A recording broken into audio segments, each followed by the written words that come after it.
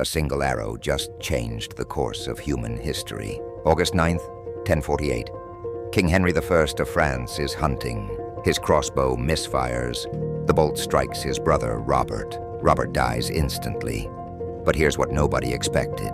Robert was married to the Duke of Burgundy's daughter. His death dissolves that critical alliance.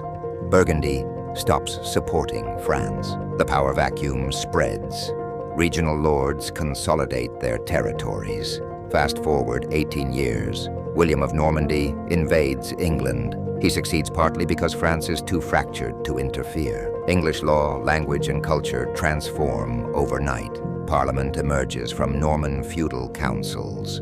This influences American Constitution centuries later. All because of one hunting accident, one misfired crossbow. History doesn't turn on grand speeches, it turns on accidents.